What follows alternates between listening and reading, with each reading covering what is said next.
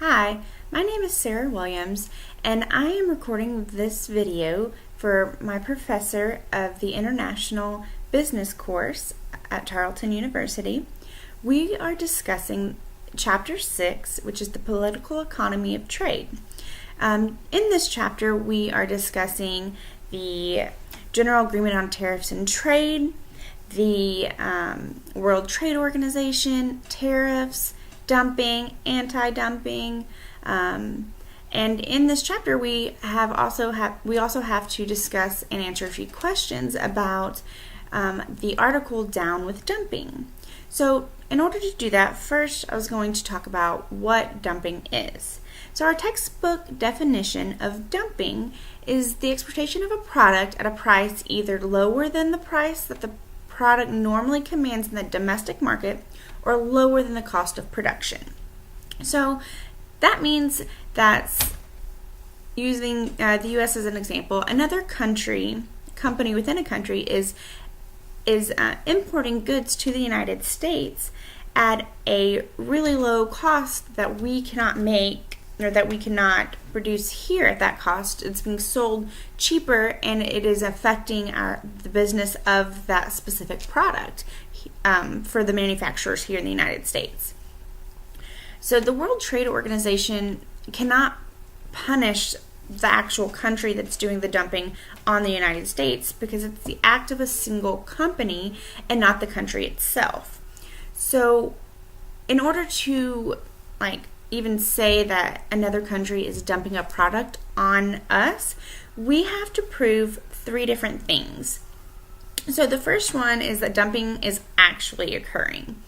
And that seems like it might be easier than what it actually is, but in all actuality, it's hard to prove that because you have to take a look at several different companies who produce a certain product and make sure that it is affecting their business. So by that, you have to calculate the damage of the company. So you have to prove that it's occurring. You have to calculate the actual dollar amount that it is impacting, and you have to show that that damage was significant, that it really did affect the end of the day. So the normal way a country retaliates is to charge an anti-dumping duty. So that's basically a tariff on a price. So what it is an additional tariff placed on the imported product that a nation believes is being dumped on its market. The tariffs normally expire within 5 years after the time that they are initiated, unless continuation is warranted. So you have to prove that it needs to be continued because it's still being affected. It's still affecting the country that it's being imported on. So there's a few statistics that I learned in the chapter as well as in the article Down with Dumping that we were to read. And that is an average of 234 anti-dumping cases are reported each year. And that sounds relatively small, but whenever you think about the impact that it actually has on the nations that it's being dumped on, that can add up to a lot of money, and that can affect a lot of people's daily lives and their jobs and the prices at which you buy things. I mean, it's great to buy things for cheap, but at the same time, that puts people out of business in the original or in the country that it's being dumped on. So in the past, the United States and the European Union initiated more than half of those 234 anti-dumping cases. Currently, they only initiate about a fourth of those, so that's gone down significantly, and I think that has a lot to do with other emerging markets that are coming up and that are claiming these anti-dumping laws or anti-dumping cases. More than 50% of the anti-dumping cases that are reported are from emerging markets. And so since the United States and the European Union are not quite on that level, their numbers have gone down since other markets are emerging. There are several claims that supporters have for the anti-dumping. So some of those claims are that it prevents dumpers from undercutting prices and driving companies out of business. So, I mean, and it makes sense because if you put a price, an additional tariff on a product that is being imported, that's less that the country that's dumping them on us can sell, because we're going to buy what's cheaper for us for the most part. Like, we would rather not buy an imported product at a higher price when we can buy a product that is right here in our home country for equal or lesser price. Another claim is that it retains protection for total free trade, and that protection tends to lessen the long-term gain a company can obtain in a domestic market. There's several claims against anti-dumping duties as well. A lot of companies claim that tariffs that are placed on the company are rarely moved, even though they do have that 5-year time limit.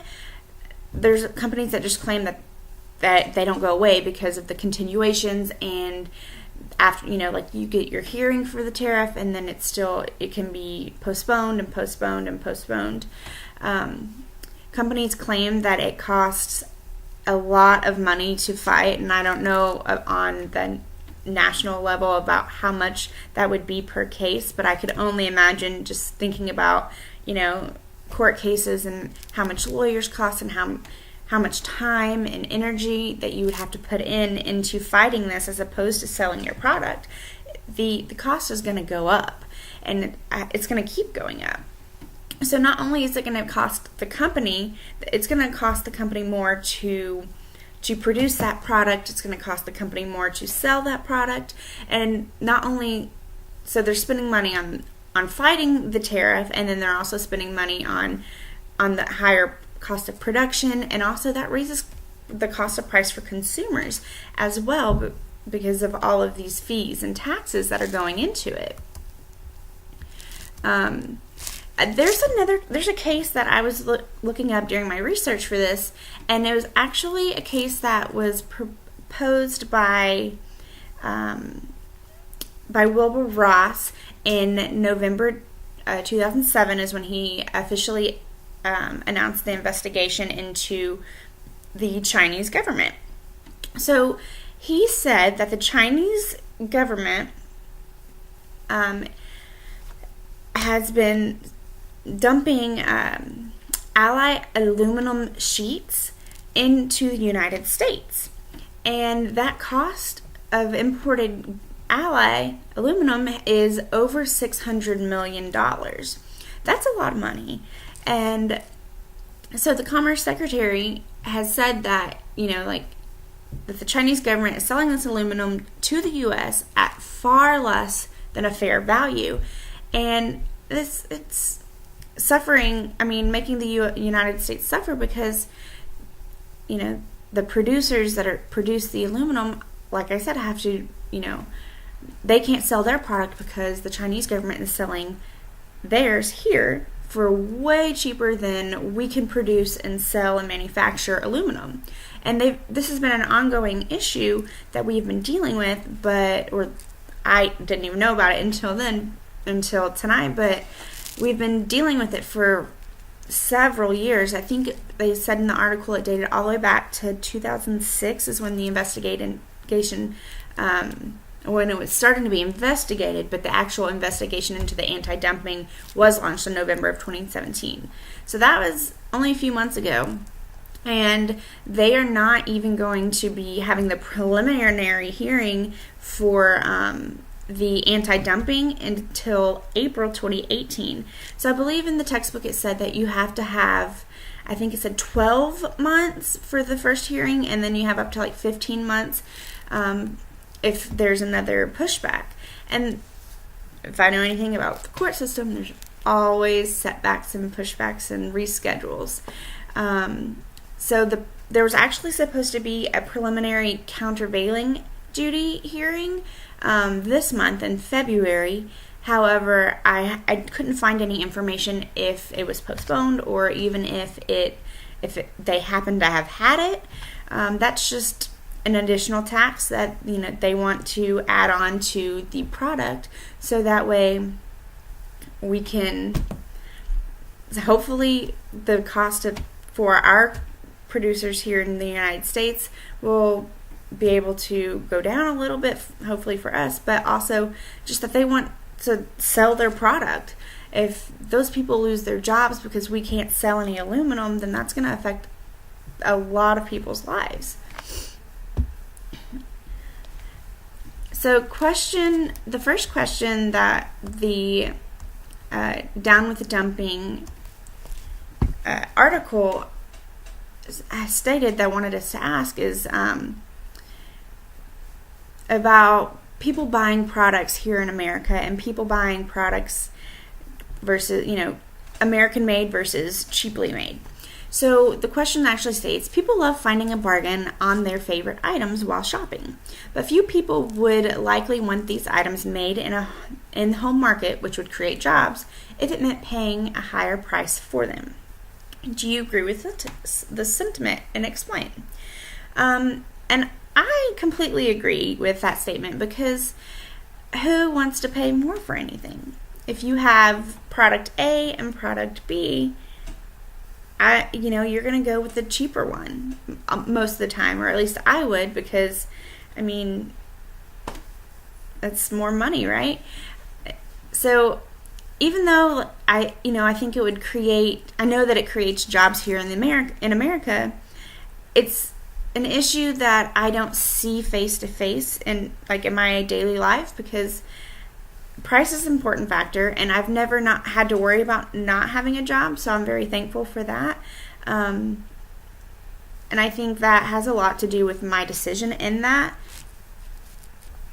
decision. But online shopping also is something that I think of whenever, do I want to buy something made in America, or do I want to buy something made somewhere else that is cheaper? And online shopping gives me several options of one simple product. It could be the exact same thing, but because it's made somewhere else or shipped from somewhere else, I get it cheaper. I might have to wait the extra time for shipping, and sometimes that's very frustrating when I want my product, whatever it might be at the time. But it is convenient because I pay less for it. A lot of different things that, reasons to buy American-made products is because, it does provide more jobs here in America, less of a carbon footprint and less pollution, because we don't have to worry about, the traveling, the packaging, the crating, the shipping. What if it goes overseas? Is it air, flown in a plane, more emissions from a boat. There's all kinds of things that add to the carbon footprint and pollution, and that aspect does make me want to buy closer to home, but still, once again, money's always a factor. Another reason that a lot of people claim to buy American is because of health and safety. A lot of recalls have been known to have been made from other countries. There's been choking hazards and lead paint that I know, a lot of toys and children articles and things like that have had on them that were recalled, and so that's a very important thing to, I think, a lot of possibly younger families or people who have young children. So that's definitely a good factor. I'm not in that boat, so that's not one of my top priorities. But bottom line at the end of my day is, the less I spend on one product, the more I have for something else, and that somewhere else I can go, something else I can do. I do like the idea of all American or American made, but it's just not something that influences my day-to-day life. So the next question would be, do you think that people from different cultures would respond differently to the previous question? And I do think that people from different cultures would respond differently, because unemployment might be something that they think of when, like immediately, just because they might not have as many job opportunities or job availability that I have recently, experienced in my life. They might not need, know where their next meal is coming from if they lose their job. They might not be able to go across the street and find another job at another place, which I think a lot of people in America do have that opportunity. And also, I believe that there are a lot of chains and big,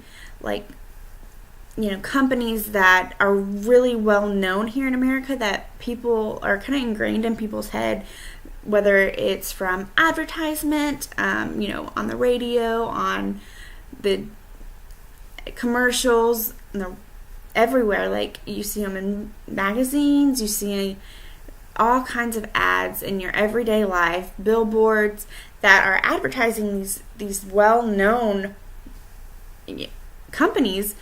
So I think that definitely influences us. We don't necessarily think of the mom and pop store to go to, because we don't have that.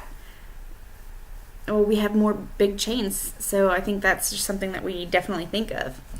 That concludes my answering the 2 questions for the article Down with Dumping, and I have really enjoyed this class so far and can't wait to see what's next. Thank you.